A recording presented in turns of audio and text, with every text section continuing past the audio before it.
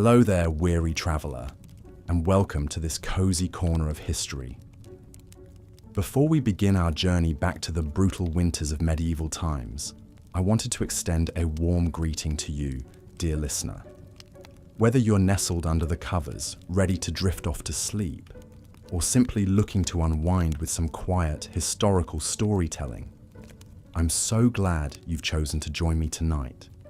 If you don't mind, I'd love to know where in the world you're tuning in from and what time of day it is for you right now. Feel free to leave a comment and let me know. It's always such a delight to see the diverse community of history enthusiasts gathered here. And if you enjoy this style of calm, immersive tales from the past, go ahead and click that subscribe button so you don't miss the next installment. But for now, let's allow the stresses of the modern world to melt away as we travel back to a time long ago when winter's icy grip held far more peril than most of us could imagine. A time when the changing of the seasons brought not just inconvenience, but genuine fear for survival. Picture yourself in the countryside of medieval Europe. The last leaves have long since fallen from the trees, and the sun hangs low on the horizon, its weak rays doing little to warm the biting chill in the air. Frosty fields crunch underfoot as a breeze carries the first few flurries of snow. Winter is coming, and for the people of this age, that means one thing above all: hardship. The cold seeps in slowly at first, but it will linger for long months to come. The landscape will soon be blanketed in white, the rivers and ponds freezing over into gleaming sheets of ice. In a time before central heating and well-insulated homes, the promise of warmth is a distant dream for all but the wealthiest. But of course, it wasn't always like this. Medieval winters were not always so brutal, so unforgiving. There was a time when the seasons passed in a more predictable rhythm, when the arrival of snow was met with acceptance rather than dread. But then, something changed. The climate itself began to shift, ushering in a period that would come to be known as the Little Ice Age. Lasting from the 14th century all the way into the 19th, the Little Ice Age brought colder temperatures and harsher winters than anyone could remember. The reasons for this change are still not fully understood, but its impact was felt across the land. Crops failed, livestock perished, and the icy winds blew ever harder. One of the most famous examples of the Little Ice Age's fury was the Great Frost of 1709. That winter, temperatures plummeted so low that rivers and lakes froze solid. In London, the River Thames became a frozen highway, with people setting up shop and even lighting fires right on the ice. It was a surreal sight, but one that came at a cost.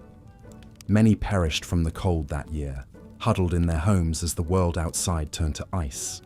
But amidst all the suffering, there were some who found a strange sort of solace in the frigid weather. One such figure was a young Isaac Newton, then a student at the University of Cambridge. When the Great Frost hit, Newton was forced to return home to his family's farm. There, huddled by the fire, he found himself with ample time to ponder the mysteries of the universe. It was during this unexpected break that Newton began to develop some of his most groundbreaking ideas, laying the foundations for his theories on calculus and optics. Who knows what other great minds might have been sparked to brilliance by the quiet isolation of a long, cold winter. It's a reminder that even in the darkest of times, the human spirit has a way of seeking out the light. But for the vast majority of people in medieval times, winter was a season to be endured rather than enjoyed. The rich could afford thick woolen clothing, ample firewood, and well-stocked larders to see them through the lean months. But for the peasants and serfs who made up the bulk of the population, it was a very different story. Imagine waking up each morning in a one-room cottage, the air thick with smoke from the sputtering fire. Your breath mists in front of you as you rise from your straw mattress, careful not to disturb the shivering forms of your family members huddled around you for warmth. The cold seeps in through every crack and crevice, numbing your fingers and toes until they ache. Breakfast, if you're lucky, might be a meager bowl of porridge or some stale bread. The food from the previous harvest is beginning to run low, and you know that the long winter months will only bring more scarcity. The livestock too are suffering, their coats matted with frost as they huddle together in the barn, their breath steaming in the icy air. As the day wears on, you trudge out into the snow to gather what firewood you can. It's backbreaking work, and your hands quickly become raw and chapped from the cold. But you know that without a fire, your family will not survive the night. You think of your children, their small faces pinched with hunger and cold, and you press on. This was the reality for so many in medieval times. A constant battle against the elements, a fight for survival that consumed every waking hour. And yet, even in the face of such hardship, there were moments of resilience and even joy to be found. You see, the medieval world was one deeply attuned to the rhythms of nature. The passing of the seasons was marked not just by changes in the weather, but by a rich tapestry of rituals and celebrations. And so, even in the depths of winter, there were glimmers of light to be found. One such beacon was the midwinter feast of St. Stephen, held each year on December 26th. For a brief moment, the rigid social hierarchies of medieval society were turned on their head, with a peasant or serf being crowned the lord of misrule for the day. This lucky individual would preside over a raucous celebration filled with food, drink, and revelry, a rare moment of indulgence in an otherwise austere existence. But perhaps the most enduring symbol of hope in the medieval winter was the simple act of coming together.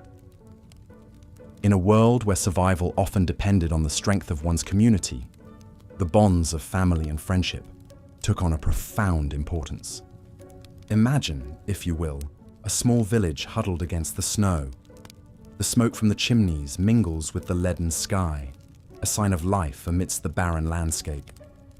Inside the homes, families crowd together around the hearth, telling stories and sharing what meager scraps of food they have. There is a sense of unity here, a shared sense of purpose in the face of hardship. Neighbours trudge through the snow to check on each other, bringing extra firewood or a pot of stew to those in need. In the flickering firelight, faces are lined with weariness, but also with a quiet determination. They have survived winters past, and they will survive this one too. And so the long, cold months march on, the snow piling higher and the ice growing thicker with each passing day.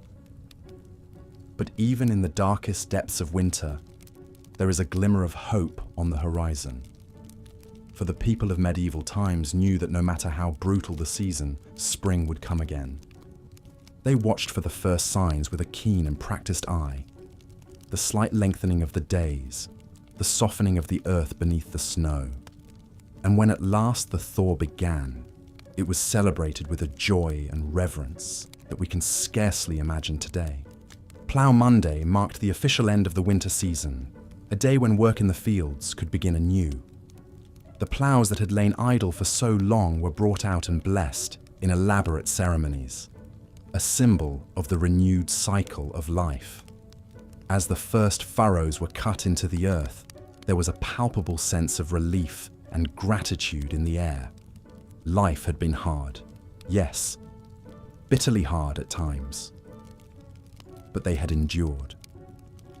Through the long dark of winter, through the hunger and the cold and the gnawing uncertainty, the people of medieval Europe had held fast to the promise of spring.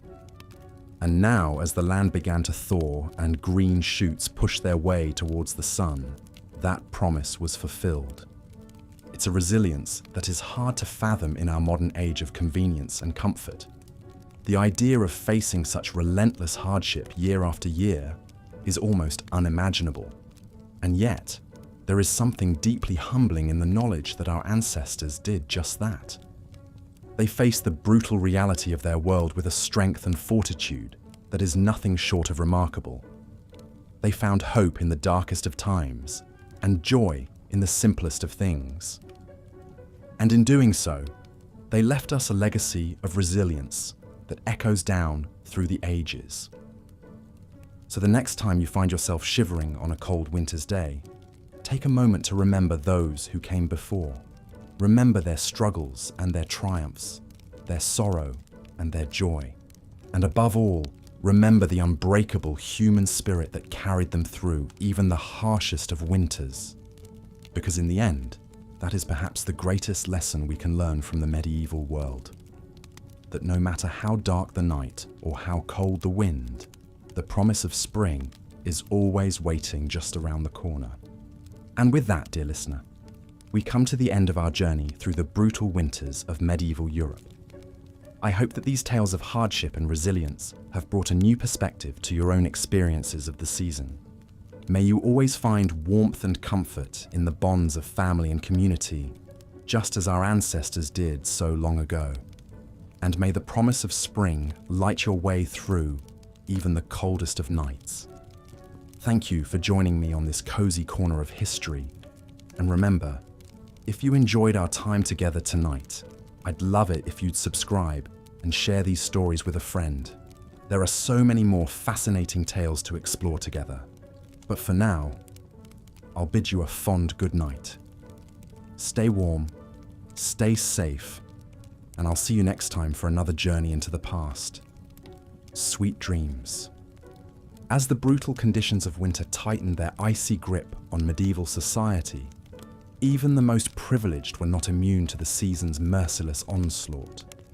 In drafty, primitive castles ill-equipped for the harshest months, royal households faced a formidable challenge in staving off the biting cold and keeping the court adequately provisioned. The logistics of maintaining a royal residence during winter were nothing short of staggering. Massive quantities of firewood needed to be stockpiled to fuel the roaring hearths that provided the only source of heat. The kitchen staff toiled ceaselessly to preserve meats, grains, and vegetables that would sustain the court through the long, lean months when fresh fare was scarce. Servitors scrambled to seal every crack and gap to keep out the insidious chill. But even the most diligent preparations often proved insufficient against winter's relentless assault. In one particularly chilling tale, a medieval queen is said to have tragically perished from exposure within her own palace walls. According to chroniclers, Queen Elizabeth of Hungary was found frozen in her bed one bitter January morning in 1326, a victim of the very castle that was meant to be her refuge. As grim fates like these demonstrate, the spectre of death cast its ominous pall over the medieval world in winter's dark depths. But even amidst such bleakness, the indomitable human spirit endured and found cause to rekindle hope. For much of the populace, that faint glimmer came in the form of the Feast of St. Stephen, a cherished midwinter celebration falling on December 26th. This day marked a brief respite from the unending drudgery and privation of peasant life, a rare sanctioned opportunity for revelry and indulgence. Central to the feast was the tradition of misrule, a ceremonial inversion of the normal social order. For this single day, a commoner would be appointed the Lord of Misrule, granted temporary authority to preside over the merriment and issue playful edicts to his betters. However fleeting, this act of Saturnalian license provided a vital pressure valve for the simmering tensions and resentments bred by the oppressive feudal hierarchy. The rigid lines between lord and vassal blurred for one mirth-filled day, where all could partake as equals in the feasting, gaming, and carousing. The sense of community fostered by such celebrations was more than mere diversion. It was a critical survival mechanism. With winter's cruelty threatening to break both body and spirit, the bonds of fellowship and goodwill forged during the Feast of Stephen and similar revelries helped sustain the populace through the leanest times. One chronicle from 1377 recounts the poignant tale of two peasant families, neighbours whose meagre winter stores had been exhausted long before spring's arrival. On the verge of perishing from hunger, they pooled the last of their tattered resources to share a humble meal on the feast of St. Stephen. That gesture of generosity and unity gave them the strength to endure the season's remaining ravages. Such acts of compassion formed the very marrow of medieval society in winter, when a helping hand extended to a frostbitten traveller or an extra log given to a shivering widow could spell the difference between life and death. The grim shared purpose of weathering winter's onslaught together shaped a culture of interdependence that defied the era's often ruthless stratification. But even the warmest expressions of conviviality and fellow feeling inevitably cooled as winter's unrelenting misery stretched on interminably. The Feast of Stephen was but a small flare of light and levity amidst the frozen darkness, a momentary reprieve before the bleak slog of January, February, and March. As stores dwindled, bellies hungered, and the cold crept past the most assiduously stoked hearth, the faint promise of distant spring seemed to fade into impossibility. And yet, year after arduous year, medieval society endured against all odds. Through unimaginable adversity and hardship, they clung to existence, upheld by the grit, fortitude, and fellowship forged in winter's unsparing crucible. As the land lay dormant and the sun retreated, they somehow found within themselves the tenacity to carry on. One can only imagine the flood of profound relief and joy that greeted the first tentative signs of winter's passing. The slight softening of the frigid air, the incremental lengthening of daylight, the hopeful drip of icicles yielding to the sun's strengthening rays. After months of unremitting struggle, the sight of the season's initial lost battles against the forces of light and life must have seemed nothing short of miraculous. For the battle-weary tillers of the earth, no day was more welcome than Plough Monday, the traditional start of the agricultural year. Falling on the first Monday after Epiphany in early January, it heralded the ground's imminent thawing and reawakening. Though the deepest rigours of winter had yet to fully release their stranglehold, the ritual preparations of Plough Monday offered a tangible talisman of hope, an assurance of winter's inevitable loosening and spring's fecund return. One can picture a patchwork of furrowed fields slowly emerging from the receding snows and frosts. The newly harnessed draft teams leaning into the first tentative overturning of the frigid clods. With each sod upended to greet the strengthening sun, medieval man dealt another blow to winter's retreating sovereignty and proclaimed his dogged persistence in the face of nature's caprice. We in the modern world, with our central heat and electric blankets, our well-stocked larders and resilient infrastructure, can scarcely fathom the immense fortitude required to endure the unremitting brutality of a medieval winter.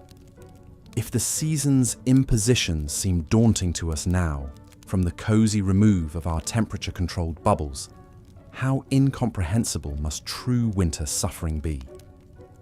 And yet, when we grumble about the minor inconveniences of a delayed flight or a rain-snarled commute, perhaps we would do well to reflect on the unyielding misery experienced by our forebears during those interminable frozen months.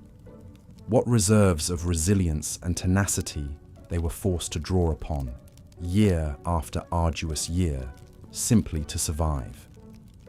Their ability to eke out moments of celebration and fellowship amid such unrelenting privation seems nearly superhuman to modern sensibilities. That they not only withstood winter's ravages, but managed to find slivers of light in the all-encompassing darkness is a testament to the indomitable spirit that slumbers within us all, waiting to be roused by hardship's clarion call. So the next time we feel our modern discontents starting to chafe, perhaps we would do well to cast our minds back to the icy plights of our predecessors. In remembrance of those who came before, let us embrace the opportunity to tap into our own dormant reserves of grit and forbearance. And as we nestle gratefully into our warm beds, let us spare a thought for all those who fought winter's bitter siege, armed only with the weapons of will, fellowship, and undying hope. As the new year dawned and Plough Monday festivities faded into memory, medieval life settled back into its familiar winter rhythm. Short, frigid days and long, frosty nights were the hallmarks of the season. The fortunate retreated to the meagre warmth of smoky hovels and draughty manors. For the less privileged, winter meant a constant battle against the elements just to survive. One of the greatest winter hardships was the ever-present threat of sickness. In the cramped and unsanitary living conditions of the time, disease could spread like wildfire. The common cold was an uncommon misery, leaving sufferers red-nosed and bleary-eyed. But far more serious illnesses also stalked the populace. Influenza was a fearsome foe, striking down young and old alike with its telltale fever, chills, and aches. In an age without vaccines or effective treatments, flu outbreaks could decimate entire communities. The winter of 1557 was particularly brutal, with a virulent strain of influenza raging across Europe. In Paris alone, over 10,000 souls perished. Pneumonia was another stealthy killer, preying on those weakened by hunger or other illnesses. The winter dampness seeped into the lungs, causing them to fill with fluid until the victim essentially drowned. Crowded living spaces provided the perfect breeding ground for pneumonia to run rampant.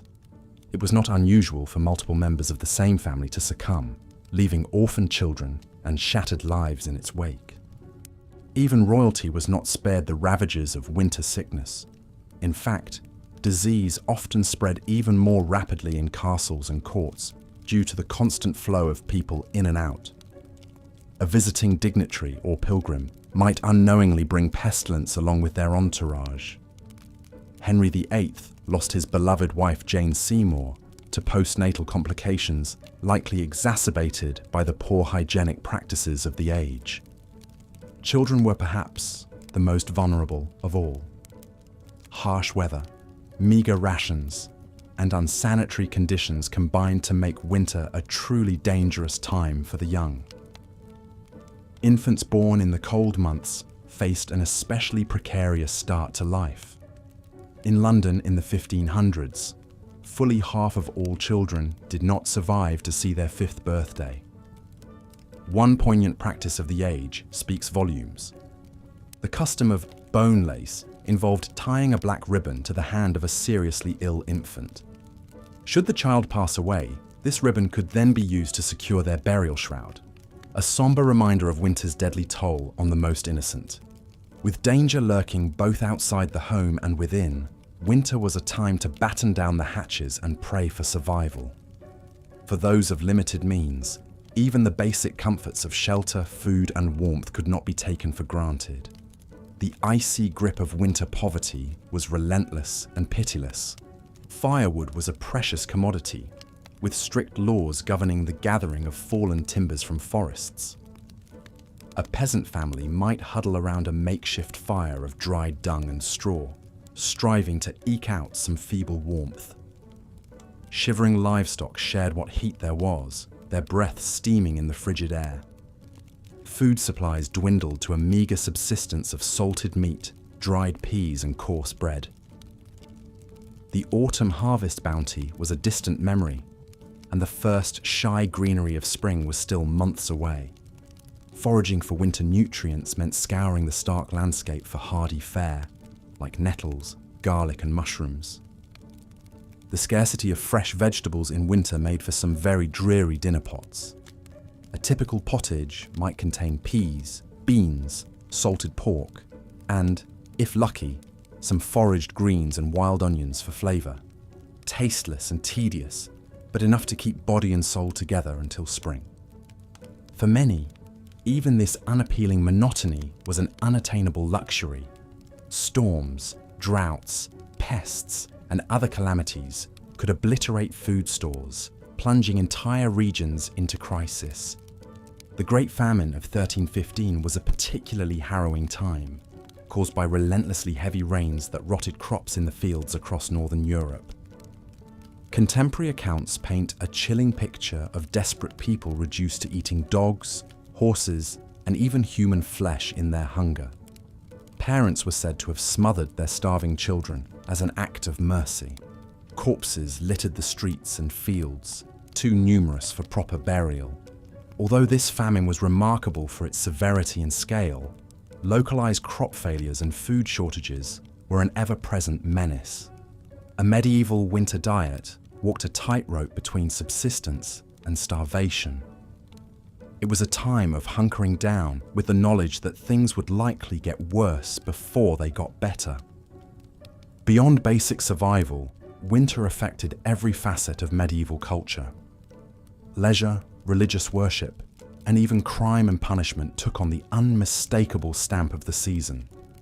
The sheer drudgery of scratching out an existence in the bitter cold coloured all aspects of life. Socially, winter was a time of drawing in and relying on the bonds of family and community. The cheery gatherings around the Yule log gave way to more sedate pursuits.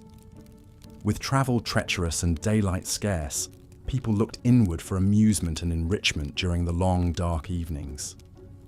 Telling stories and singing songs helped to while away the hours. The flickering light of rushlights or tallow candles illuminated scenes of sewing, weaving, and whittling.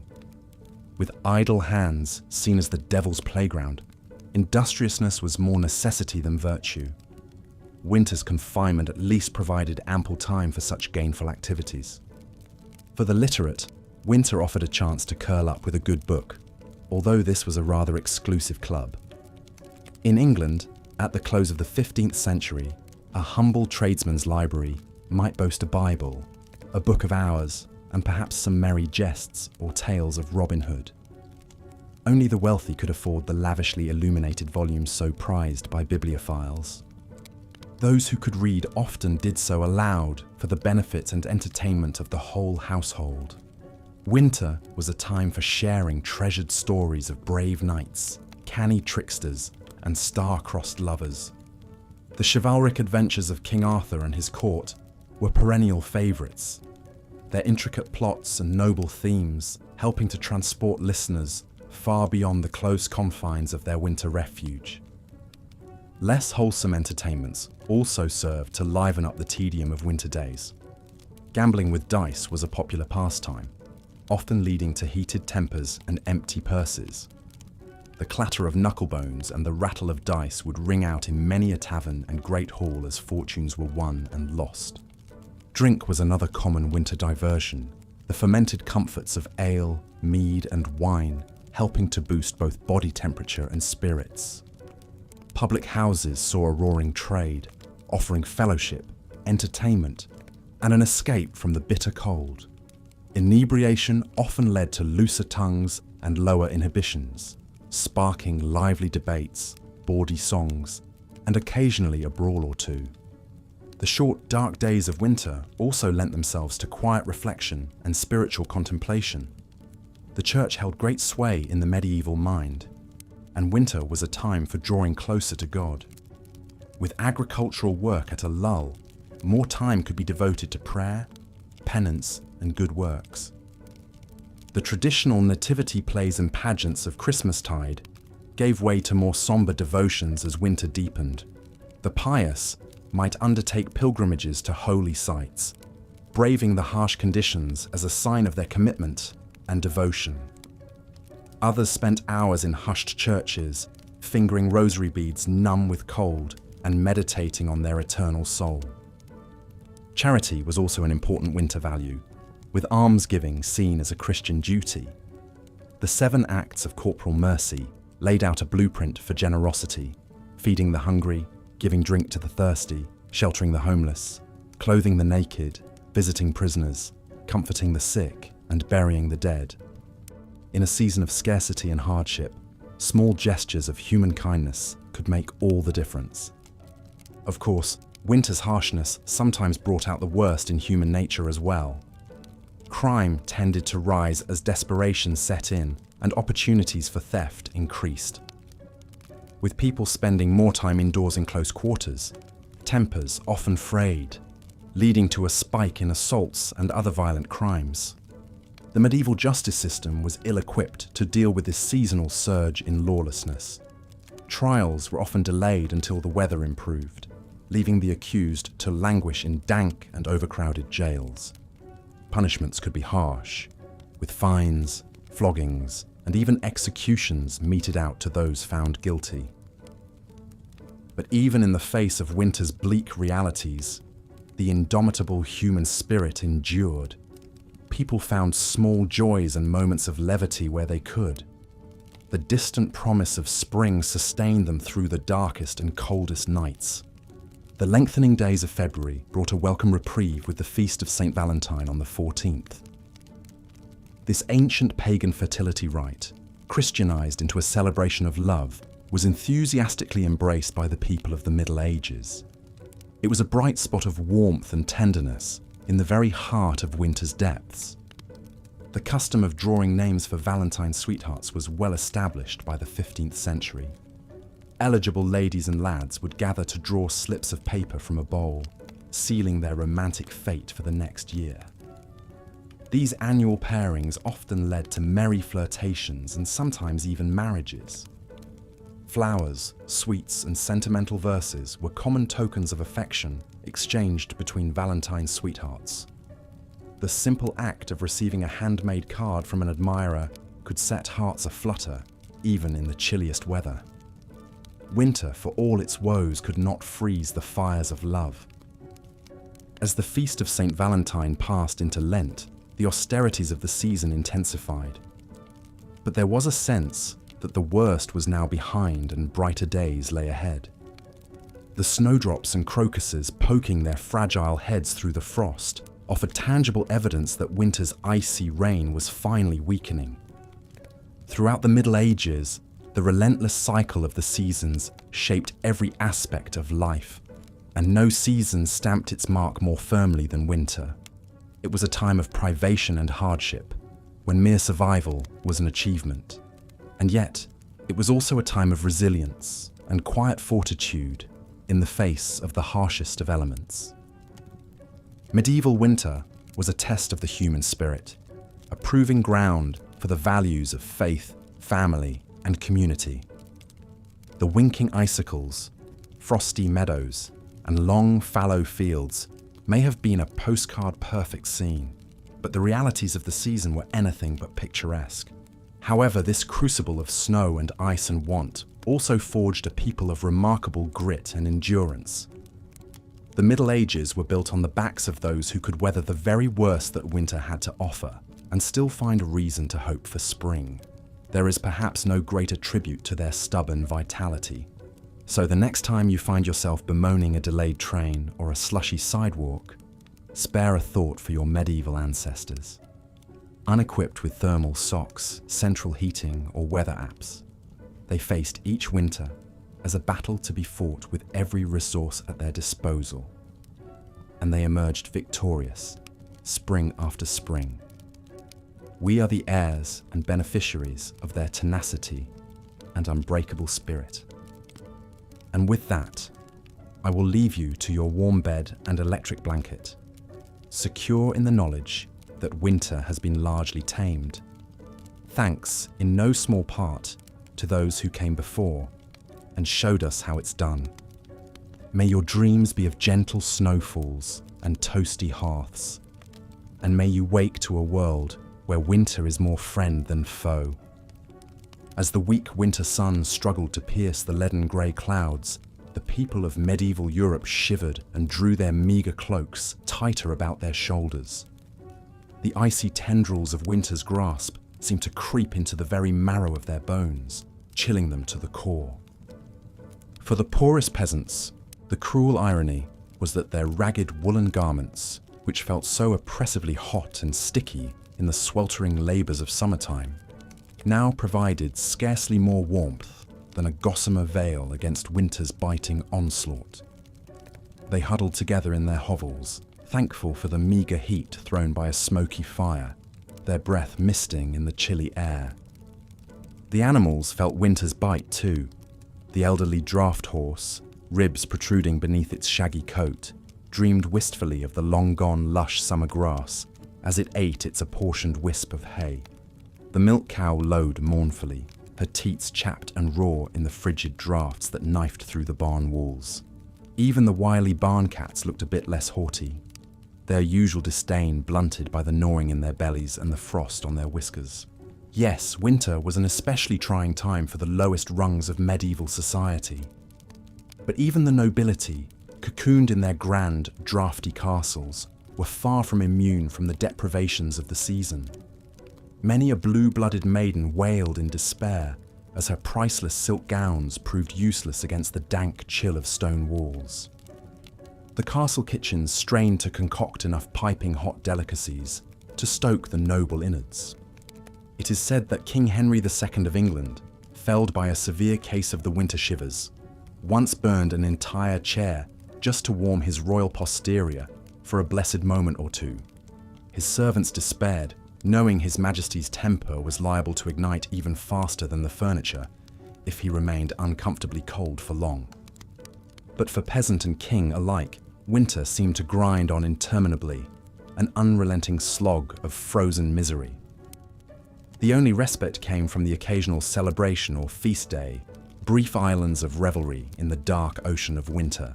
The people seized upon these moments of light and levity, cherishing them like a drowning man gasping for air. Perhaps the most anticipated was the Feast of St. Stephen on December 26th, a day of unbridled merriment and delightfully subversive reversals of fortune. By ancient tradition, a mere peasant was crowned the Lord of Misrule on this day, gleefully lording over his betters in a delicious bit of sanctioned rebellion.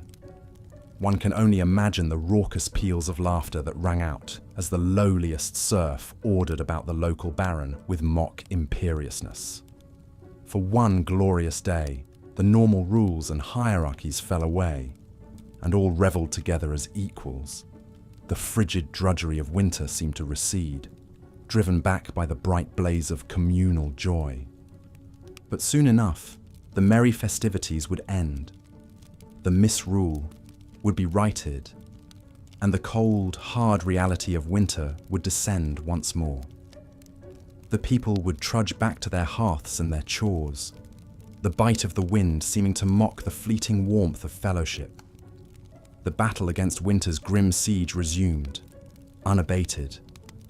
And yet, even in the bleakest depths of winter, there were quiet acts of courage and compassion that melted the hoarfrost from even the most careworn hearts. Neighbours shared scarce provisions with those even less fortunate, exhibiting a generosity of spirit that no cold could diminish. A certain Dame Matilda of York was said to have once given her only cloak to a poor beggar woman, shivering herself through the long walk home. When questioned why she would relinquish her one defence against the brutal cold, she simply smiled serenely and said, "The warmth of human kindness is a fire that never goes out." Such selflessness, such nobility of spirit, was the secret weapon with which the medieval people armed themselves against winter's relentless battery. For though winter could freeze their fingers and toes, it could not touch the invincible summer that reigned eternal in their hearts. And so they endured, they persisted, they triumphed in their own way over the harshest of seasons. The first green buds of spring were more than just a welcome sight. They were a living testament to the tenacity of the human will, the indomitable spirit that could outlast any winter, no matter how dark or cold. As we snuggle deeper under our cozy electric blankets, perhaps we would do well to remember the trials and triumphs of our medieval forebears. For in their unending battle against the elements, in their stubborn refusal to bow before nature's capricious fury, they forged a legacy of resilience that warms us still today. The chill winds of winter may still moan outside our windows, but we can draw strength from the knowledge that if they could brave the brutal cold with naught but a cloak and their unquenchable human spirit, well, then surely we can survive until spring arrives once more. Spring at last. As the icy grip of winter finally began to loosen, medieval folk eagerly awaited the return of fairer weather. They had endured months of bitter cold, huddling in cramped quarters, stomachs growling from meager winter rations. But now, as the sun lingered a bit longer in the sky each day, glinting off the melting snow, there was cause for celebration. Across the land, people emerged from their winter cocoons, blinking in the bright spring light like bears stumbling out from hibernation. Children burst out of their homes, delighting in the feel of fresh breezes on their faces, instead of the stinging bite of winter wind. With giddy laughter, they ran through the squelching mud, marveling at the first brave crocuses poking their petals through the thawing ground. In the fields, farmers eagerly awaited Plough Monday, the traditional start of the agricultural year. Occurring on the first Monday after Epiphany, it marked the moment when the ground had softened enough for ploughing to begin. Draft horses and oxen would be hitched to ploughs and paraded through the village streets, decked out in garlands and brightly coloured ribbons. Church bells pealed joyously as the procession passed, a festive start to the growing season ahead. There was a palpable sense of relief as chimneys puffed with smoke once more, no longer choked with snow and ice. The threat of frostbite and illness receded along with the snowbanks. Faces creased with care from the stresses of winter survival, now crinkled into hopeful smiles instead. Soon, vibrant spring and summer produce would replace the bland preserved gruel and hard cheese that had barely sustained them through the long, dark months. It's perhaps difficult for us to imagine from our modern vantage point just how momentous this seasonal shift was. We may grumble about slushy roadways or groan at losing an hour of sleep to daylight savings time. But for our medieval forebears, the arrival of spring was nothing short of life-affirming.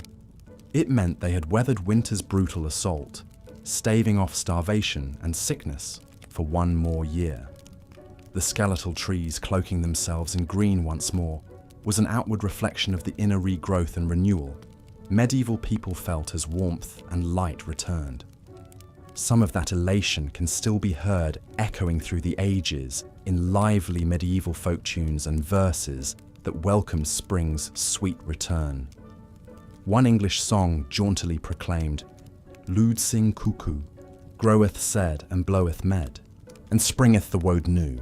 Sing cuckoo," which roughly translates to, "Loudly sing cuckoo." The seed is growing and the meadow is blooming and the wood is springing up anew. Sing, cuckoo. The sheer, irrepressible joy is palpable, spilling out in simple yet evocative rhyme. So let us take a moment to appreciate the immense fortitude, resilience, and zest for life embodied by our medieval ancestors. Through the harshest conditions imaginable, they endured, making it through each winter by the grit of their teeth and the bonds of their communities. And when spring sun and birdsong broke winter's oppressive silence at long last, they revelled wholeheartedly, knowing they had once again triumphed over nature's cruelty. As we nestle into our warm beds, perhaps grumbling half-heartedly about the chill outside our windows, we might spare a thought for those long-ago souls, the ones who would heave sighs of pure relief as the snow gave way to mud, flinging open their shutters and letting the spring air rush in. The ones who met winter's brutality with a tenacity and exuberant will to live that should humble us to this day. Let their strength be a reminder to us when we face our own bleak seasons, literally or metaphorically. If they could emerge from the depths of winter privation with such unabashed joy, then surely we too can find wellsprings of hope to sustain us. The thaw will come, the sun will return, and we will step out once more into the light. Voices joined in a resounding chorus of "Lud sing cuckoo." The blizzards and bitter frosts continued to torment the land, but medieval folk possessed a stubborn resilience. Even in the darkest depths of winter, they found ways to help each other weather the storm. Neighbours shared what meagre food they had, taking turns hosting communal meals. Villagers assigned young men to check on elderly widows, bringing them firewood and repairing their ramshackle huts. One such widow was Agnes, an old woman with no family to care for her. Her bones ached fiercely in the cold, and her hands trembled as she tried to kindle a fire, to no avail. She had nearly given up hope when there was a knock at her door. It was Tom, a strapping village lad, his cheeks ruddy from the biting wind. He brought not only an armful of logs, but a sack of dried peas and a haunch of salted pork, donated by other villagers. Tears of gratitude streamed down Agnes's wrinkled face as Tom stoked a roaring blaze in her hearth. For the first time in weeks, warmth seeped back into her frail body. Such acts of generosity were common in these lean times. The wealthy and even the nobility were not exempt from compassion. Lady Margaret, wife of the local earl, was known for her charity in winter months. Though her castle larders were well stocked, she insisted on sending wagons of grains and preserved foodstuffs to the poorest peasants in her husband's domain. Some of her highborn peers scoffed at this, viewing the peasantry as hardly better than the livestock. Why waste good food on them? But Lady Margaret held firm to her Christian duty to care for the less fortunate. One particular winter, famine hit the area hard. Lady Margaret worked determinedly to stretch the castle provisions, ordering the cooks to concoct hearty soups and stews to ladle out to the starving poor who came begging at the gates. The kitchen boys grumbled at the extra work, but the cook, a portly fellow named Bernard, shared his mistress's sense of noblesse oblige. He threw himself into the task, bulking out the soup with every last turnip and potato in the cellar. The ravenous peasants gratefully slurped it down, heedless of the gristly bits of mutton floating in the gruely broth. For some, it would be their only meal for days.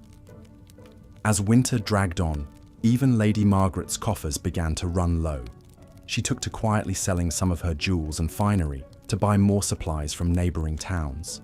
Her husband, the Earl, chose to look the other way, respecting his wife's piety, even as he worried it would leave them vulnerable to lean times themselves. The church too played its part in aiding the suffering. Monasteries opened their doors to the poor and infirm, offering them a warm pallet of straw to sleep on and a basic daily meal of bread and ale. Some even ran primitive hospitals to nurse the frostbitten and desperately ill. The monks saw it as their holy duty, a way to emulate the selfless compassion of Christ.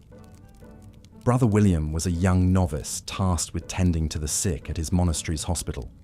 Though the sights and smells of disease and decay turned his stomach, he forced himself to ladle broth into the mouths of toothless elders and change the pus-soaked bandages of weeping sores. He prayed fervently for the strength to endure this trial and thanked God that his station in life spared him the worst ravages of winter. For winter was the great equalizer, laying low rich and poor alike with its icy scythe. Certainly the wealthy could afford thicker woolen hose and luxuries like hot mulled wine, but they still shivered in their draughty manners and worried over their winnowing stores. And death came for them too, in the form of winter-borne disease. The noblewoman Lady Isabel was heavily pregnant during a particularly vicious cold snap. Sequestered away in her confinement chamber, she had every comfort: a crackling hearth, mounds of furs, and attentive maids to cater to her every need. But contagion has a way of sneaking past even the thickest castle walls. A kitchen girl with a hacking cough brought Lady Isabel a posset of warm milk and herbs. Within days, the expectant mother was burning with fever, her lungs rattling. The child came too soon, a tiny wisp of a thing that never drew breath. By week's end, Lady Isabel too was dead. The king himself was not immune. Henry VI, a pious and gentle soul, fretted endlessly over the suffering of his subjects during the dreadful winter of 1433. The royal physicians prescribed him a tonic of cinnamon and ginger to ward off the cold humours, but still he sank into a deep melancholy, unable to warm his hands, even when thrust practically into the roaring hearth. Some whispered it was God's punishment for Henry's weakness as a ruler. In truth, seasonal depression was an affliction that could strike any man, from mightiest king to lowliest serf.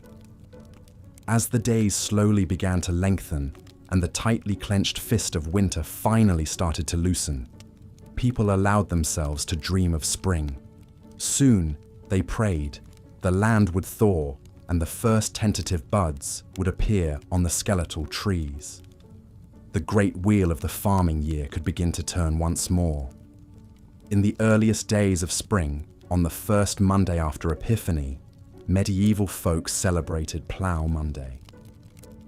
This was when the first symbolic furrow would be cut into the frost-spangled earth, a hopeful portent of the crops to come. Village men blackened their faces with soot for luck and paraded through the muddy lanes with their ploughshare held high, singing bawdy songs to wake the slumbering soil. Afterward, there was dancing and hearty food, and much quaffing of ale.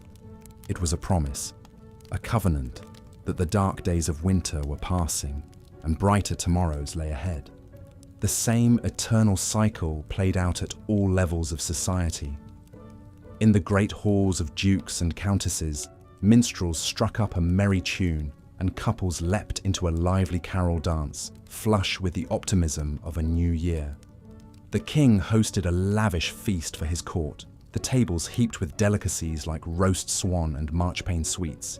Even the lowly peasant Giles and his brood felt a weight lift from their shoulders as they ventured out to their humble plot. Giles clutching the pouch of precious saved seed that meant a future of full bellies. The wretched widow Agnes, who had been knocking on death's door, found herself stirring a bubbling pot of pottage, humming tunelessly. She had made it through winter's gauntlet to see another spring dawn. Praise be to God. Winter was brutal, there was no escaping that fact. It brought with it a host of miseries and hardships, from hunger to bone-chilling cold, to the constant spectre of death and disease. But it was also a time when the true resilience and communal spirit of medieval people shone through. Staring into the abyss of winter bleakness, they responded with generosity, with grit, and even with defiant celebration. They understood that winter was an inescapable part of the great cycle of life, and the best way to conquer the cold was to hunker down and endure it together. So as you huddle beneath your cozy duvet, perhaps grumbling about the exorbitant heating bill or scraping a bit of frost from your windshield, spare a thought for your medieval ancestors. Reflect on how they survived winter after winter in a world before electric blankets, central heating and grocery deliveries at the click of a button. Though our modern winter woes may seem all-consuming in the moment, they pale in comparison to what medievals faced each year. And perhaps we could learn a lesson from them, that empathy, charity, and an irrepressible hope for spring are the best ways to weather the hardships life throws our way, whether it be a polar vortex or a pandemic. Let us all embrace the coming spring with a full and grateful heart, knowing that however deep the snow drifts, it will eventually yield to the warming sun.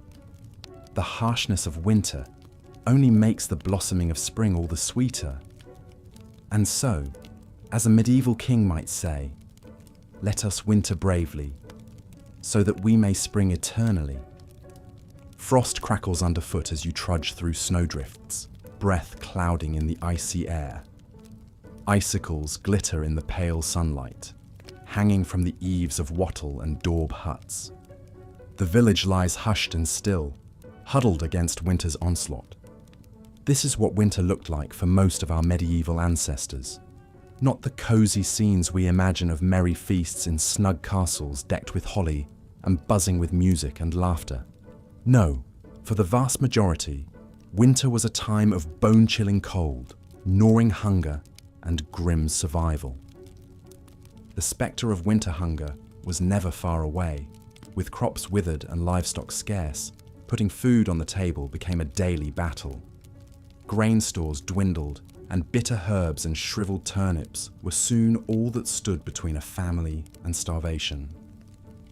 One bitterly cold winter in 1315, a medieval English manor's harvest fell short by a third due to storms and freezing weather. The desperate serfs were reduced to eating the straw roofs off their huts and boiling the leather from their shoes, all the while still forced to labour for their lofty lords. Malnutrition weakened the body's defences against winter maladies. The common cold could quickly morph into life-threatening pneumonia or bronchitis. Influenza cut through villages like a scythe, felling young and old alike as they shivered in their shabby shelters. With teeth chattering, medieval folk huddled together against the chill, packing into the relative warmth of shuttered houses. Yet this close-quartered coziness came at a cost. The stale, smoky air, ripe with the odours of unwashed bodies, festering chamber pots and dirty rushes, was a breeding ground for disease. In one 14th century Suffolk household, 13 family members from grandparents to babes in arms, along with their scrawny chickens and mangy dogs, huddled together in a single tiny smokehouse all winter. It's incredible that any emerged alive come spring. Sickness was not the only danger lurking in the long dark nights. Fires were a constant threat in packed wooden cities and towns. One misdirected spark could swiftly grow into a furious blaze, hungrily devouring tightly clustered buildings and snuffing out lives. The Great Fire of London in 1212 started on a cold November night, quickly raging through the city's cramped lanes, while water froze in the pipes. An estimated 3,000 huddling Londoners perished in the flames, and many more were left homeless in winter's icy grip. Travel was especially treacherous in these frigid months. Roads dissolved into muddy quagmires, while blizzards obscured the way with blinding flurries. With daylight scarce, travellers risked becoming disoriented and losing their way, stumbling from the path to a frozen grave. In 1311, the English Queen Isabella set out from Canterbury for London as the winter twilight deepened on the shortened day. Her party lost the road and wandered helplessly until the early hours, while the pregnant queen wept copiously in fear and exhaustion. Winter's onslaught was no less punishing for working animals. Horses and oxen grew gaunt and weak on scant winter feed. Their laboured breaths smoked in the chill air as they hauled logs and packs through knee-deep snow. Frostbite blackened extremities and ice cracked hooves and wheel spokes alike. Yet even in the bleak depths of winter, medieval people found slivers of light. The Feast of St. Stephen, or Boxing Day as we know it today, was a time of charity and goodwill. Alms boxes in churches overflowed with offerings for the poor, while lords supplied hearty meals to cold and hungry tenants. The Lord of Misrule tradition brought a spark of subversive festivity to the darkest days. A lowly peasant, jester or deacon, would be crowned king and preside over merry revels marked by drunkenness, role reversals and mischief, a temporary upending of the established order. Despite the privations and dangers medieval winters posed, hope somehow endured, etched in frosty breaths and no doubt uttered as fervent prayers. Hope that the weak and ailing would survive, that food would last until spring, that light and warmth would conquer the constricting cold once more. So this winter, when you grumble about shoveling the driveway, curse at the thermostat, or get chilled waiting for the bus, spare a thought for those who came before us. Our medieval ancestors faced the Herculean task of surviving winter after winter with few of the comforts we take for granted. Their quiet courage in the face of winter's cruelty is perhaps the greatest lesson they have to teach us. Though we will never know most of their names or stories, we can appreciate the magnitude of their struggles and find inspiration in their endurance that saw them through to brighter days. The bitter frost continued its icy reign, transforming the landscape into a crystalline wonderland that would be picturesque if not for the immense hardship it inflicted on the inhabitants of the land. The snow fell ceaselessly from the ash-grey sky, blanketing the countryside in a suffocating white shroud. Icicles hung like glittering daggers from the eaves of peasant hovels and grand manors alike. The hearth fires that burned day and night offered only a fleeting respite from the penetrating chill. Smoke from the precious flames stung watering eyes and choked lungs in the close, fetid air of wattle and daub huts. There, huddled bodies crammed together for warmth, humans and livestock alike, the pungent aromas of dung and unwashed flesh mingling together into a uniquely medieval winter perfume. For some, however, even this dubious comfort was a luxury they could ill afford. Scant food stores stretched precariously thin, and bellies rumbled with the persistent pangs of hunger. Many of the poorest subsisted on little more than coarse bread and thin gruel, praying they would survive to see the spring. The spectre of famine lingered in every home, from lowly serf to high lord. None could escape winter's deadly grasp, not even those who wore crowns. In draughty stone castles that seemed to inhale the cold and exhale an unrelenting damp, rulers shivered beneath mountains of furs. Royal households required vast amounts of firewood and provender to ride out the long winter months. Woe to the kingdom whose sovereign failed to plan ahead. According to one account, a medieval Bohemian princess perished from the cold in her bedchamber. Her demise, a chilling reminder that wealth and status offered only partial protection from the elements. But for a peasant family, the loss of a loved one to winter's icy scythe was all too common, an occurrence as cruel as it was predictable. Disease added to the season's prodigious death toll. Agues and fevers spread like wildfire through communities weakened by malnutrition and close quarters. The stale, smoky air of hovels and the ubiquitous filth made the lungs more vulnerable to infection. Medieval physicians, their useless treatments, often rooted more in superstition than science, could do little. The roads, treacherous with snowdrifts and black ice, compounded the winter's woes. Only the desperate or the foolhardy ventured far from the meagre comfort of their homes in the darkest months. Travel for any distance was an ordeal to be undertaken at one's peril. Peddlers' carts remained idle, depriving isolated villages of needed goods. Tithes and taxes went uncollected, to the vexation of liege lords and clergy. And woe to the army that had to mount a campaign over snow-choked roads, their supply lines stretched taut and fraying in the frigid weather.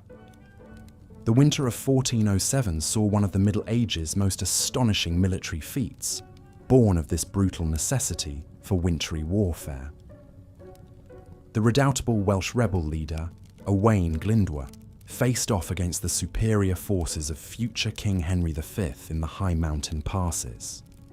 Glyndwr's men, accustomed to harsh conditions, drew the English into a trap amid the blinding blizzard. Hapless in their heavy armour, the English ranks broke and fled, with many perishing from exposure. Glyndwr's stunning victory, won as much by the winter as by Welsh martial prowess, lives on in legend to this day. The winters of medieval Europe were often marked by devastating famines that claimed countless lives. When the cold lingered and spring planting was delayed, food shortages quickly followed. The infamous Great Famine of 1315 to 1317 was sparked by an unusually wet and chilly spring that rotted seedlings in the ground. Successive crop failures over the next 2 years plunged much of the continent into starvation. In England, the price of bread skyrocketed to 20 times the normal cost. The poor resorted to eating grass, roots, even the bark off trees. Desperate bands of scavengers dug up graves to cannibalize the dead. It's estimated 10 to 25% of the population of cities like Ypres and Bruges in modern-day Belgium perished. In the French town of Tournai, a citizen wrote in his diary that the poor were eating dogs, horses, and other unclean things. The misery was compounded by crime and disease, as malnourished citizens turned to theft and violence to survive. One heart-rending account from the St. Mary's Abbey Chronicles relates the fate of a starving woman imprisoned for stealing a loaf of bread. The woman was pregnant and starving, but the baker would give her no bread, so she stole a loaf and was caught. The judges would not pardon her, so she was hanged.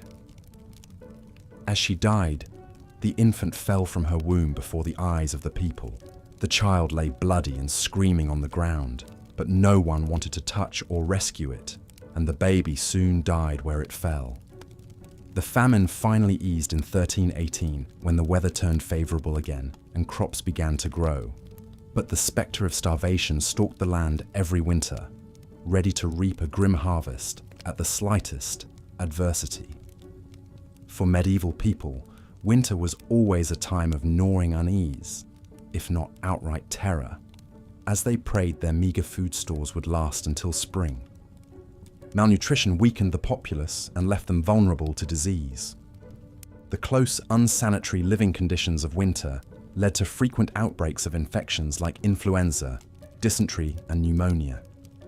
Respiratory illnesses especially took a heavy toll, spread by coughing in stale, smoky air as people huddled around fires. Something as simple as a winter cold could quickly turn deadly in the Middle Ages.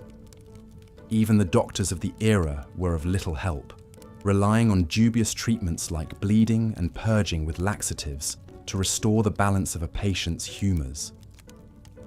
The Emperor Charlemagne allegedly died of pleurisy in the bitter winter of 814, after his doctors treated him with poultices and unguents to no avail. Many historians believe the Black Death of the 14th century spread so quickly because malnourished citizens packed together in winter quarters had little resistance to the disease. The 1348 to 1349 outbreak killed a staggering 30 to 60% of Europe's population. One poignant tale comes from Pistoia, Italy, where a man named Ser Luca wrote to his brother Franceschino describing the devastation. "I am sick at heart and can barely bring myself to write, for things here go from bad to worse. Many are dead, and many more are dying. Shops are closed, taverns deserted. One passes down streets without meeting a soul. Wails of grief echo from houses where death has struck. The stench of rot rises from mass graves. I fear our city may soon be empty of life entirely.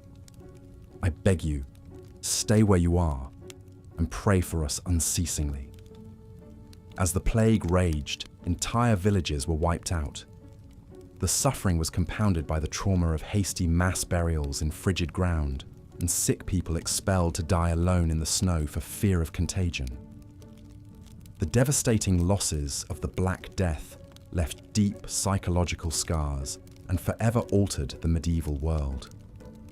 Winter was an especially dreaded time for the elderly, young children, and expectant mothers. Without the benefits of modern medicine, these vulnerable populations frequently succumbed to cold, disease, or malnourishment. It's estimated that in some medieval societies, up to 20 to 30% of infants died within their first year of life, many during the harsh winter months. Complications of pregnancy and childbirth, exacerbated by poor diet and chilly conditions, claimed the lives of countless mothers and babies. The perils of winter childbirth are illustrated by the sad tale of Matilda, the 12-year-old daughter of King Henry I of England. In the winter of 1120, Matilda was aboard a ship called the White Ship, sailing from France to England. The ship hit a rock and quickly sank, sending Matilda and hundreds of other passengers into the frigid waters of the English Channel. Matilda nearly escaped drowning by getting into a small rescue boat, but then cried out for her half-brother William, who was still in the water. When the boat rowed back to get William, so many desperate people tried to climb in that it capsized, casting Matilda back into the cold waves. The king's young daughter, pregnant with her first child, perished along with the rest. Her grief-stricken father was said to have fainted dead away at the news and never smiled again for the rest of his life. The very old and very young were always in peril during the bleak winters of the Middle Ages. If they managed to survive disease and starvation, they still might freeze to death in their sleep. The medieval poem, Sir Gawain and the Green Knight, contains a chilling, no pun intended, description of the elderly King Arthur shivering beneath his robes in a draughty castle hall, so cold his teeth chattered as he spoke. Without the insulating ice caps and glaciers we have today, winters in the Middle Ages were accompanied by raging snowstorms and devastating floods. In 1216, King John of England supposedly lost the crown jewels while crossing a marshy area in East Anglia called the Wash. Fleeing enemies in rebellion against his rule, John's baggage train was swallowed up by a surging high tide, whipped up by fierce gales. The king allegedly escaped by the skin of his teeth, but his treasure, including priceless jeweled crowns and scepters, disappeared into the churning waters, never to be seen again. John died of dysentery a few days later, a broken man. Some historians believe the loss of the crown jewels was the final blow that sent an ailing John to his grave. Winter storms often meant disaster for coastal communities battered by hurricane-force winds and massive waves. The Anglo-Saxon Chronicle records a terrible flood that struck England in 1099. On St. Martin's Day, the 11th of November, came a great sea flood through the length of this land, and overran it so far as no man remembered that it ever did before, and drowned many towns and a countless number of people.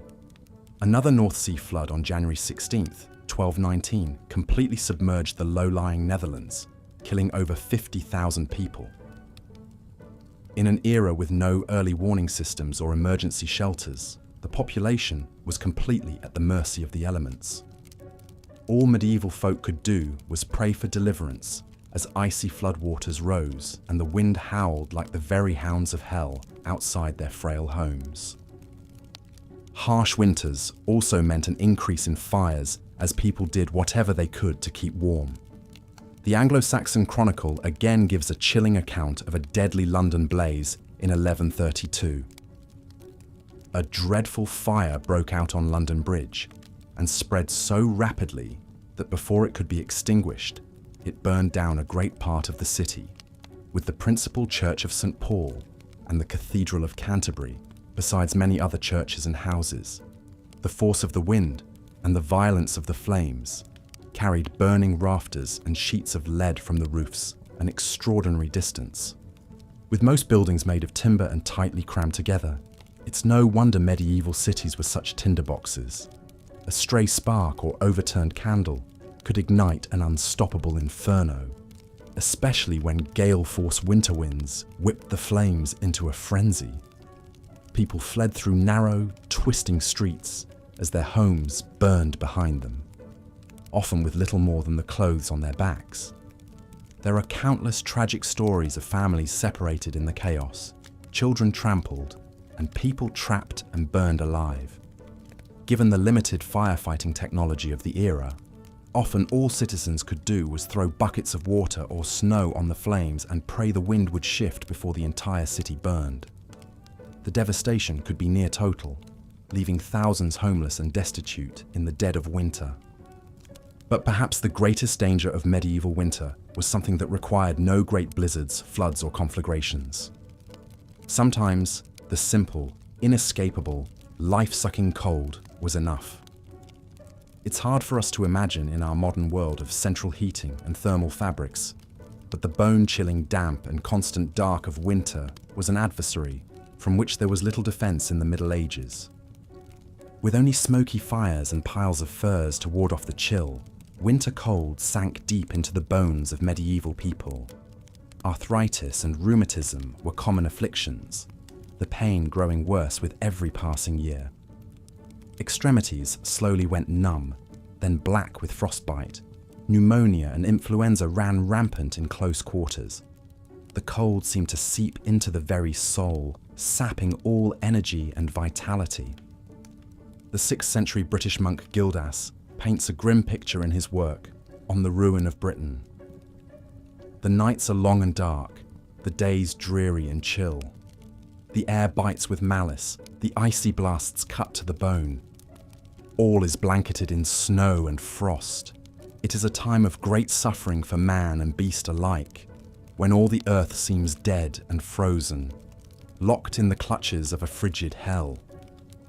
For the elderly and frail especially, winter was a time of dread, marked by a hopeless feeling that the warmth might never return. People piled on every article of clothing and huddled together for warmth, but still the cold crept in. Fires sputtered and died in the damp, leaving only plumes of acrid smoke that stung the eyes and choked the throat. Coughs and sniffles echoed in the darkness, interspersed with the groans of the sick and dying. The cold kept its icy grip round the clock, turning exhalations to frost and numbing appendages. It seemed to reach icy fingers into the chest, squeezing the breath and congealing the blood. Even the young and healthy moved as if through deep water, sluggish and yielding. There was no escaping winter's clutches in the Middle Ages, no Florida vacations or cozy electric blankets to take the edge off. The cold was a constant, merciless companion, sapping precious energy needed for survival. It's no wonder the medieval world measured the passage of time not in months or years, but in how many winters one managed to survive. To make it through to another spring was a triumph, one that grew more difficult with each passing season. But somehow, despite the brutal conditions, the rampant disease, the gnawing hunger, and the life-stealing cold, the people of the Middle Ages endured. Year after year, winter after merciless winter, they shouldered on, armoured only in their indomitable spirits. When the last meagre stores of food ran low, they tightened their belts another notch. When the fire burned down to embers, they drew another tattered blanket close. And when the dark pressed in from all sides, they huddled together and whispered stories of brighter days to come. There is a moving passage in the 14th century English poem Piers Plowman that captures the sheer resilience of the medieval spirit. Through woe and winter's bale, frost and snow and sleet and hail, all shall pass and peace prevail, hope shall triumph and never fail. Even in the darkest depths of winter, medieval folk found small joys and moments of grace. Neighbours shared what little they had with those who had even less. Amid the cold and dark, people came together to sing and pray. At night, some swore they could hear the voices of angels in the howling winds, promising that warmth and light would come again. And so the people of the Middle Ages held fast to hope, clung fiercely to life, and kept their eyes fixed on the far horizon where spring lay in wait. They knew in their bones that winter, no matter how brutal and unrelenting, was always a temporary state. The sun would return, the snows would melt, and the world would be reborn, as green and glorious as if winter had never come at all. All they had to do was endure, and endure they did, with a strength forged in the very ice and stone of the season. The winters of the Middle Ages were brutal, merciless, and seemingly endless. They brought hunger, disease, destruction, and death. But they also brought out the best in the human spirit, the unshakable will to survive, to hold fast to hope, to come together in compassion and kindness. The medieval world was tempered in winter's icy crucible and emerged stronger for it, a little tougher, a little wiser, with a bone-deep appreciation for the turning of the seasons. So perhaps we can learn a lesson from our medieval forebears as we grumble about scraping a few inches of frost from our windshields. For them, winter was a matter of life and death, a season to be survived with gritted teeth and unshakable resolve. And survive they did, passing down to us their tales of a winter's wrath and the invincible power of the human spirit. In the dead of our modern winters, May we remember their fortitude and find in it the inspiration to shoulder through our own dark days. The people of the Middle Ages stared winter full in its icy face and refused to yield. They endured floods and famine, blizzards and blackest night. They buried their dead in frozen ground and woke to the groans of the starving. But always, always they held fast to the promise of spring. And if they could make it through winter after winter with little more than faith and furs, then surely we can find the strength to face our own battles, knowing that the thaw will come and light will return. The brutal winters of the medieval world may be long past, but their lessons echo through the ages, a testament to the enduring power of the human spirit. So let us walk in the footsteps of our ancestors and meet winter's chill with courage, compassion, and unshakable hope. For if they could brave the darkest season with heads unbowed, then so too can we. Winter is coming, but spring, as the medieval world knew so well, is never far behind. As the chilling winds howled across the frozen landscape, medieval folks gathered round the flickering light of the hearth fire. Huddled together for precious warmth, they shared tales of winters past, those harsh and unforgiving seasons that tested the mettle of even the hardiest souls. In humble cottages and grand manor houses alike, the sting of winter's icy breath knew no bounds. Drafty shutters and thin thatched roofs offered scant protection against the relentless cold. From peasants to princes, all felt the bite of Jack Frost nipping at their noses and numbing their extremities. But some were fortunate enough to have a roaring hearth around which to cluster. The crackle of the flames and the aroma of smoke offered small comfort against winter's onslaught. In the castles of the highborn, great hall fireplaces consumed prodigious quantities of wood, attended by shivering servants whose labours never ceased. But even the mightiest noble shuddered to venture beyond the fire's glow, for winter's chill had a way of penetrating even the thickest stone walls and richest furs. For those of low birth, the season brought an especially grim and arduous struggle for survival. Their rough-hewn hovels boasted precious little in the way of creature comforts. Meagre rations of peat or wood scavenged from the forest barely fed the spluttering hearth. Families crammed together in squalid quarters, sharing body heat and breathing air thick with smoke and the fetid stench of unwashed humanity. It was a bleak existence, to be sure, and yet even in the face of such privations, there were moments of cheer to be found. The glow of communal fires in the village square drew folks out of their hovels, if only for a short respite. Gathered round the leaping flames, neighbours exchanged jests and jibes, stories and songs. For a fleeting time, the cruel realities of winter seemed distant indeed. Young lovers stole secret kisses, their ardour undimmed by the cold. Children shrieked with delight as they scampered and slid across frozen ponds. Even the elderly felt the weight of their years lift for a spell, transported back to the carefree winters of their youth. Such interludes of merriment were all the more precious for their rarity. Winter's onslaught was relentless and unforgiving. Thoughts soon turned to empty bellies and the gnawing hunger that was the constant companion of the poor. Dreams of spring's bounty seemed a cruel mockery as fields lay barren beneath a blanket of snow. The spectre of famine loomed large in these lean times. A failed harvest could spell doom for entire villages. Many a mother watched in anguish as her child's cheeks grew gaunt and their eyes dulled with the hollow stare of starvation. The cruel calculus of scarcity bred a special kind of desperation. Tales abounded of the depraved lengths to which some would go to fill their bellies, unnatural acts that haunted the nightmares of pious folk, and hunger was not the only scourge to stalk the land. Winter's chill breath bred a host of maladies that preyed upon the weakened populace. The hacking cough of pneumonia echoed through many a hovel as loved ones looked on helplessly. The pox and flux raged unchecked, decimating entire families. The very old and very young were especially vulnerable. their frail bodies ill-equipped to weather winter's ravages. But perhaps the greatest cruelty was reserved for those forced to venture out into the teeth of winter's fury. Travelers risked life and limb on treacherous, ice-slicked roads.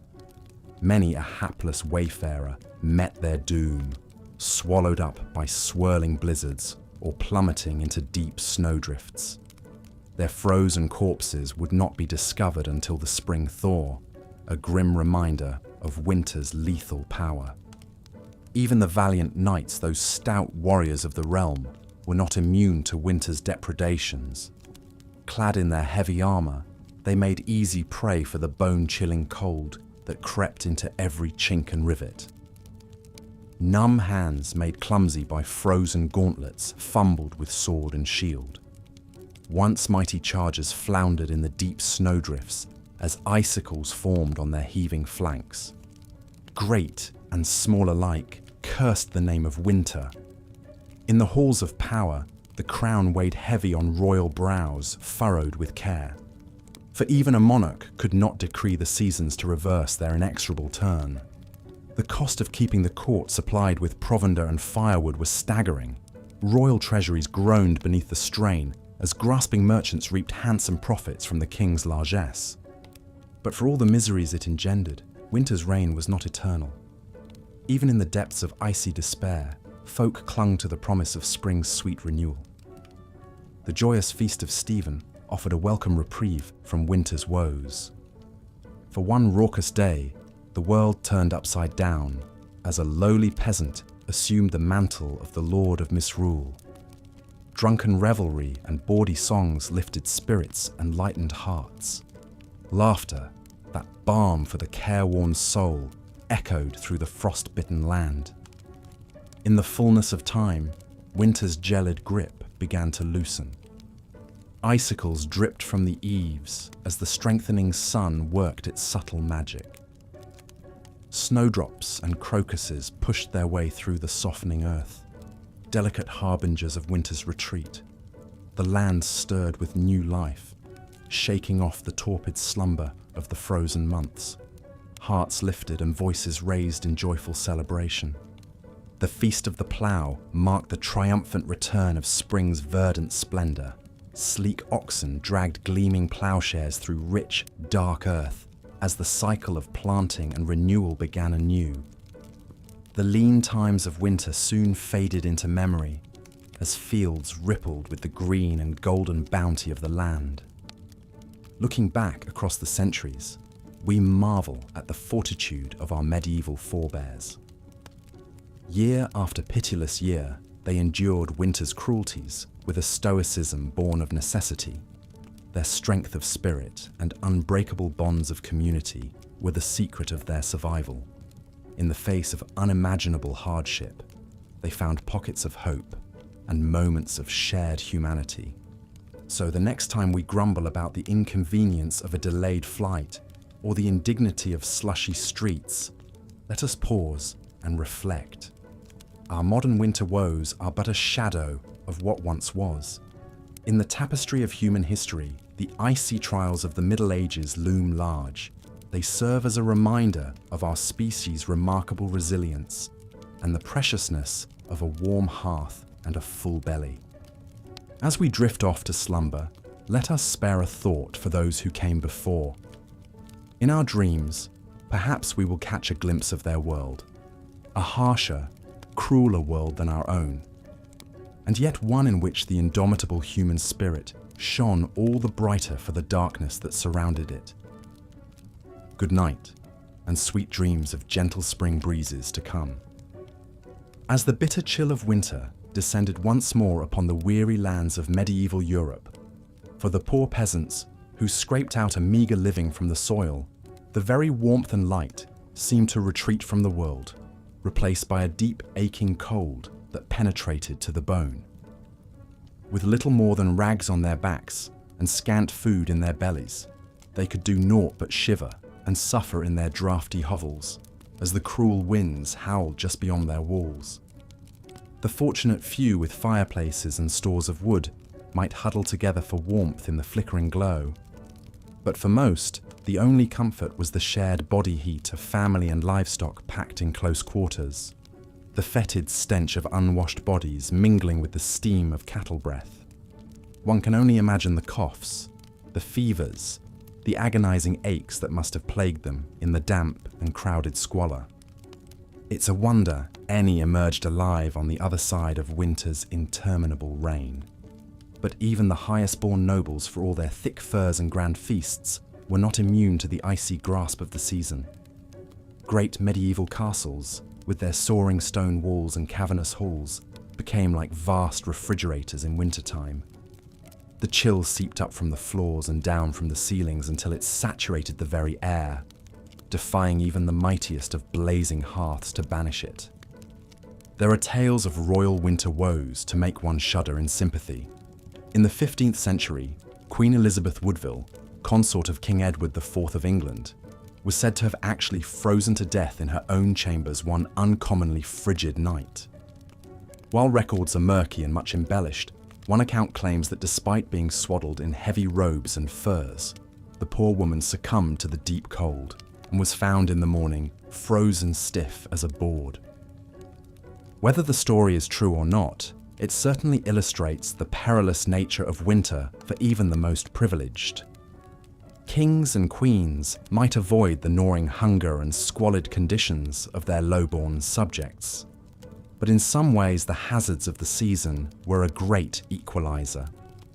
After all, royals could no more command the elements than they could live without air. The chill found its way into even the most luxurious of medieval bedchambers. And so, as the days grew shorter and the nights ever darker and more frigid, the whole of medieval society braced itself for the annual onslaught of winter's wrath. From the lowliest crofter to the loftiest lord, a sense of grim endurance seemed to settle upon the populace, a knowledge that the only way out was through. Stores of grains and salted meats were checked and rechecked, every scrap of wood and kindling jealously hoarded, and heavy woolen garments donned in stoic anticipation. The only spark of levity and hope in the whole bleak affair came with the Christmas festivities surrounding the Feast of St. Stephen on December 26th. For a few merry days, the normal social order was gleefully upended as a lord of misrule was appointed from among the peasantry to preside over a bawdy array of feasts, dances, games, and general mischief. With bellies full of ale and wine, faces flushed from the press of bodies, and the exertions of revelry, the common folk could, for a brief shining moment, forget the long privations of winter and revel in the joys of life and community. One can imagine the scenes of boisterous celebration erupting in halls and public squares across the land, the raucous laughter, the wheezing of reed pipes and fiddles, as the people capered about in a whirling kaleidoscope of colour and mirth. For once, serf and nobleman mingled freely, the usual lines of class and station erased in the spirit of goodwill and fellowship. The lord of misrule, perhaps a puffed-up young peasant lad with stars in his eyes, issued grandiose proclamations and ridiculous decrees to the delight of all. It must have been a heady thing, that burst of misrule and saturnalia amid the bleakness. But as with all things, the festive season was but a temporary respite, the eye of the storm. As the Yule log burned down to embers and the last wassail bowl was drained, the people drifted back to their hearths, and the aching cold darkness once more descended. The gaiety of St. Stephen's Day and the Lord of Misrule's brief, shining reign were replaced again by the grim business of survival as winter tightened its grip. For the next interminable stretch of months, time seemed to slow to a frigid crawl. With the land frozen and unworkable, there was little for the rural peasantry to do but hunker down and pray for deliverance. The shortening days and lengthening nights yawned like a vast chasm from which there was no escape. Huddled together in their crude shelters against the killing cold, they must have despaired of ever again feeling the kiss of spring's warm breath upon their faces. But even the cruelest winter cannot last forever. and indeed the first greening shoots of new life were already straining up beneath the frozen ground, biding their time. For those who endured, who clung to hope and to each other through the darkest days and coldest nights, the thaw would come again. The sun would return to the sky, the blood quicken in the veins, the world slowly shed its greys and whites for a burgeoning riot of colour. On Plough Monday, just after Epiphany, the land could again be tilled, and the great wheel of the agricultural year would creak back into motion. The people would emerge, blinking, into the pale but gathering light of spring, leaner and deeply tired but alive and glad of it. Fields would be furrowed, seeds planted, flocks driven out to graze on new grass, and the whole merry dance of life would begin anew. But that was yet to come. For now, the cruel heart of winter beat on, and the people of the Middle Ages steeled themselves once more to weather its icy reign. They drew what comfort they could from their rough woolen cloaks, their smoky hovels, their scant stores of food so diligently laid by, but most of all from each other. In a world so beset by hardship and peril, where the very season seemed intent on crushing the life from their bones, they endured as they always had, together. Lords and peasants, young and old, shivering and hoping beneath the same leaden winter sky, waiting for the spring that must someday come. And so they hunkered down in the darkness and the cold, listening to the mournful howl of the wind and the groaning of the ice, spinning what tales and weaving what dreams they could to, while away the long winter nights. Perhaps they imagined a future where the winters were kinder, the hearths warmer, the bellies fuller. A world their shivering hands and frozen bones might build for the generations to come. Or perhaps they simply held fast to what scraps of light and hope they could muster in the moment, knowing that even the longest winter must someday yield to spring. In the face of such brutal conditions, the strength of the human spirit to endure and keep faith in brighter days ahead is truly a marvel. One cannot help but feel a swell of admiration for the fortitude of our medieval forebears, who faced each bitter winter as an indomitable foe and emerged, year after year, to greet the spring on the other side. Let us then tip our hats to those long ago lords and peasants, who suffered much and yet endured still more. In our modern world of central heating and on-demand grocery deliveries, it can be easy to forget the hardships they faced as a matter of course. But as we drift off to sleep in our warm beds, perhaps we can spare a thought for those huddled medieval masses and marvel at the strength that carried them through winter after winter, waiting for the light's return. In a world so often cold and dark, such enduring hope and resilience is a fire that cannot be quenched, burning on from their distant hovels to our own night-swaddled rooms.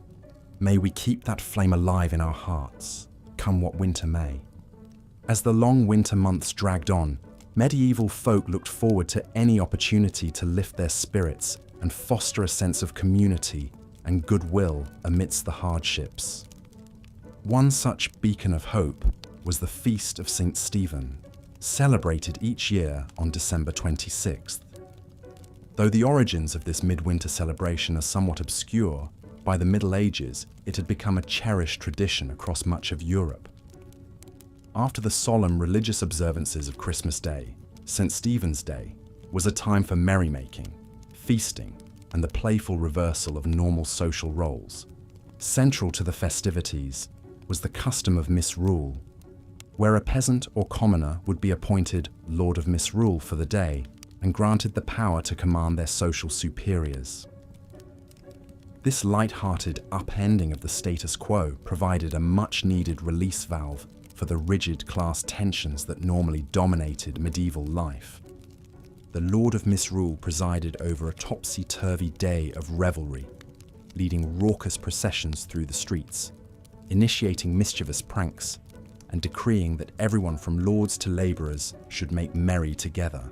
Professional entertainers like minstrels, jugglers and jesters would ply their trades, while games of chance and skill kept the crowds amused.